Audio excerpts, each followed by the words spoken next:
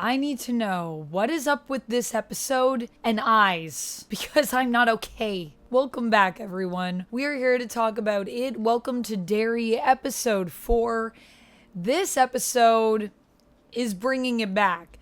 If episode 3 was a little bit more of a sleepier episode, this episode, they just remove the chains and let this show run free. Now, that being said, I'm still not entirely sure, story-wise, where we're going. I am invested in some of these characters, and I'm curious to see what happens next. But I will say, it does feel like with this show, there's something missing. But what is it? Before we get into this episode, obviously, spoilers in effect. And also, I want to know, how are you feeling about this show so far? Are you finding it compelling? Are you not? And why or why not? And what do you think makes a horror story compelling? What makes you sit on the edge of your seat? What makes you watch? What makes you care? Tell me down in the comments. I think we got to start off with the thing that blew my mind the most in this episode, which is everything that happened with Marge. I was not expecting us to go that way. Obviously, when I saw the snails with the parasites in the classroom, I was thinking to myself, oh boy, that's gonna come back in an awful way, right? I thought it was gonna be more symbolic. I didn't think it was gonna be quite so literal. I guess it makes sense because Marge is in the class, so that could be something she's afraid of, learning about parasites in school. Honestly, parasites are creepy, so it makes sense that in learning about them in school, you would be like, ew and ah, and now that is me. My eyes become the snail eyes. There are some elements, though, in this show that I'm like, but why, though?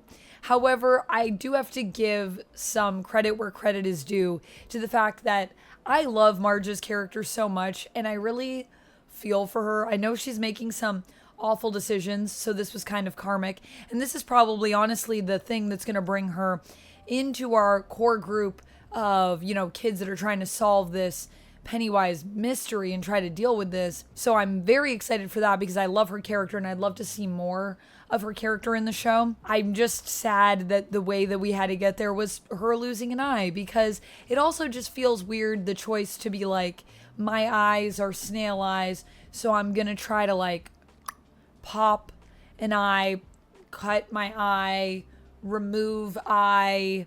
However, we can say that on YouTube without this video being demonetized. It just seemed like a weird choice how she dealt with it, but it was horrific. And I think that I froze up in the most terrifying face ever. We do reactions on my channel as well for members, so if you ever want to see how twisted in terror my face has become at moments in A Welcome to Derry, you can if you join the Golden Fang Gang today. For $4.99 a month, you too can watch me look on in terror as a person deals with having snail eyes all of a sudden. And that's not the only decision here that kind of felt weird to me. I also feel like the lore that we got establishing why Pennywise is tied to this area was interesting. I don't know how much of it is taken from the book, as like I said, I haven't read the book, but just in terms of the lore that we were given in this show, I thought it was cool. I think it's interesting how the, people of the reservation are obviously the ones that are the most knowledgeable because they have the oldest stories, and how it's in their mythos, in their stories that are passed down, their folklore, that they know about this creature and they know sort of how to approach it, how to handle it a little bit more than anyone else does. I think getting the story sort of within a story was a cool idea.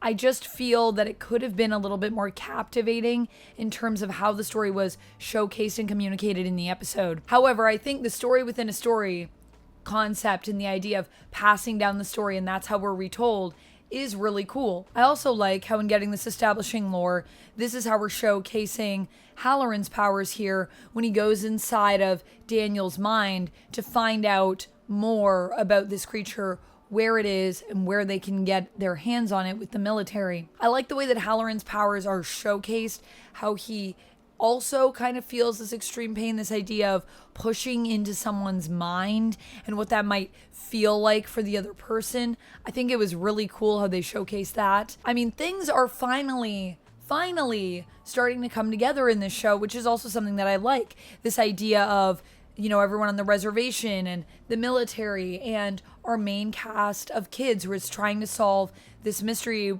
with Pennywise. All of that is finally coming full circle. And it's interesting because I thought the photos were going to be the way that we got there, but no. The cool thing about this show that I like is that I really don't know where it's headed. And I feel like there's a bunch of moving parts that now are finally in episode 4 starting to interweave in a really unique and unexpected, I guess, way. I thought the photos were going to be our way in, and that while the police were going to dismiss it, which they did, that this was going to end up getting to the military, and that's how we were going to sort of converge with everybody who's looking for it. However, that is not what happened. The police actually weren't able to see anything in the photos, probably because Pennywise, I forgot about this, it can choose who perceives it. They can basically, to my understanding, use adults' choice of deniability of ways to explain things away, to normalize things that otherwise seem otherworldly, to reframe their minds so that they don't witness it or Pennywise, which is, I'm assuming, how that works with the photos. But I'm also not entirely sure if I'm right on that. This is just my understanding from the movies that I've seen, the original, and then, of course, the new films that they did. And I think that's how that works in the books. But you can let me know in the book if you've read it, if that's how it works, down in the comments. So it was cool because that part played out a little bit differently than I thought. I thought that they were just going to dismiss what they saw in the photos and be like, whatever, you could have faked it. Doesn't mean that it's real. These kids are trying to pull a prank. Ronnie clearly has motivations to try to get her dad out of prison, which all of that stuff is where they went.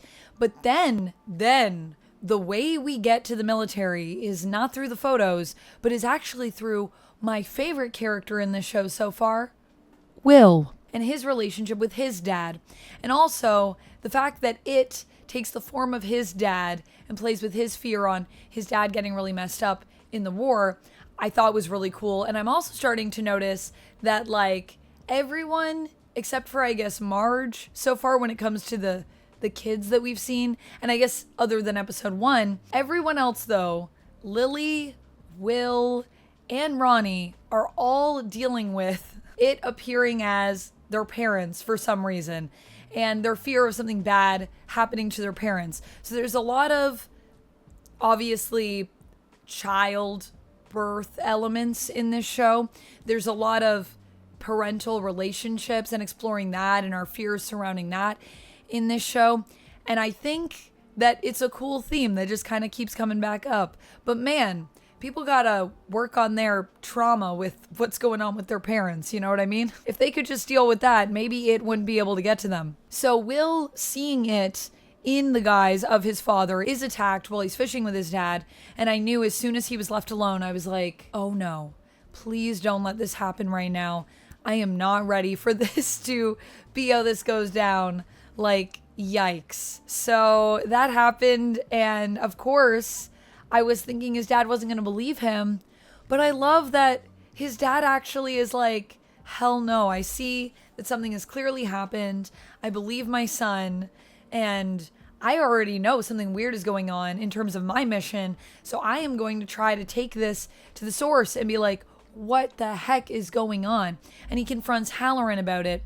And so I love how it's through Will and his parents that everything is starting to converge. We also see Will's mom reach out to Ronnie's dad and use her connections within the push for civil rights to try and fix that situation.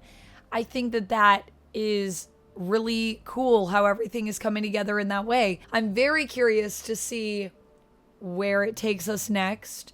I'm very curious to see what will Rose think of the fact that Shaw, chose to bring in her nephew Daniel and use him in this way. I'm here for episode 5. This episode has got me right back in, hooked. I think overall, I would still give this episode a 4 out of 5, even though the horror was great. I'm just still a little bit curious how this is all going to come together in a way that feels impactful and meaningful, and just like, it just feels like the show is missing a little something. I'm still not really sure what that is, but I think it's just a spark, something from the performers that really makes me feel tapped in. I think all the acting is really good.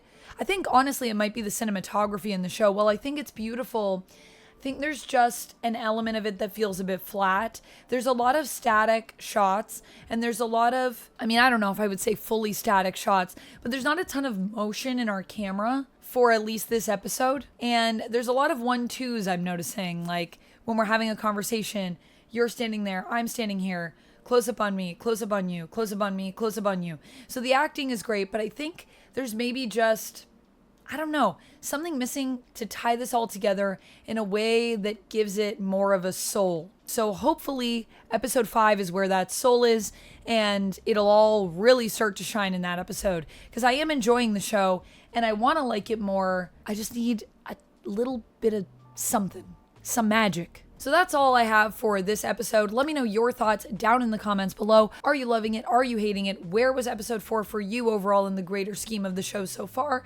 And what are your expectations for where we go next? I'll see you down there, and until next time, friends, as always, stay nerdy. Bye! And if you missed my previous episode reviews, you need to check those out over here, because this show, I don't know where it's going, but it might go somewhere completely insane by the end.